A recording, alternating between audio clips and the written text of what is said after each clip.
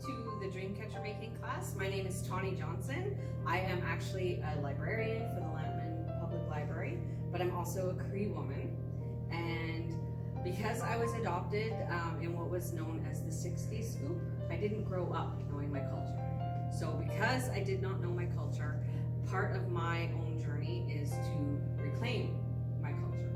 And part of that is through the magic of arts and crafts. So I learned how to make a dream catcher on my own, just looking at a dream catcher that my mom, she's my mom, but she's my adopted mom, not my birth mom, had gifted me very many years ago. And just looking at that every night while I go to sleep, I realized I can do that. If I break it down enough, I think I can do that.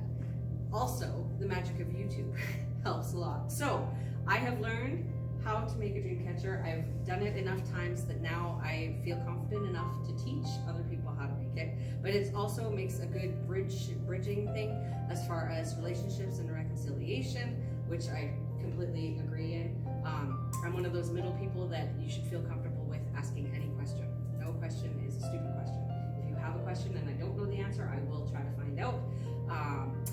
I just want to thank Vanessa and the Midale Library, along with the Community Initiatives Fund, for bringing me here so that I can teach you guys. So everybody will go home tonight with their very own dream catcher, whether you choose to gift it to somebody or keep it for yourself.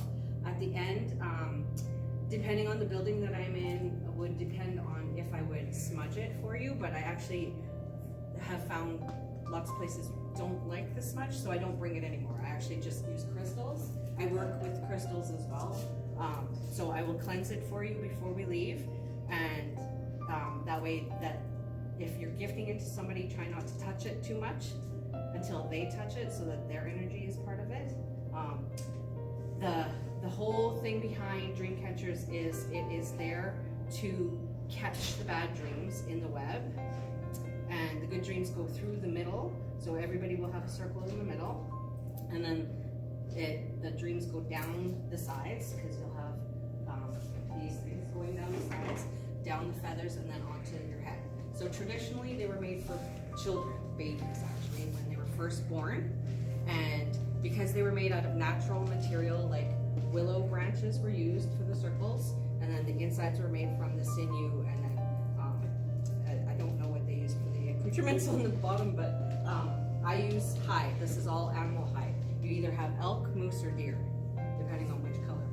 I couldn't tell you which one is which right now. I think the white is the elk, the dark brown is moose, and I believe you have the deer. So, when a child was born, the dream catcher was made. It was not made to last because it was made out of natural materials. So when the child was older, it would break apart, and it was time for a new one. These ones will last because this is metal hoops and hide, and if I glued it right, it should stay together. And all you have to do is, if you want it cleansed, if you've had a bad dream, you can wait for a full moon and put it out in the full moon, or if you get your own selenite crystal, you can cleanse it yourself, or if you know somebody that smudges, you can take it to them and have it smudged. Yeah, okay, so with smudging, there is 4 of the traditional medicines. Sage, which is typically a woman's medicine, sweetgrass, tobacco, and cedar. Those are the 4 main medicines. Sweetgrass and sage are the ones that we use for smudging. Cedar we use mainly as a medicine, like drinking the cedar tea. And then tobacco is what we exchange for gifts. Anyway, you guys can come. Yeah, and then we'll get started.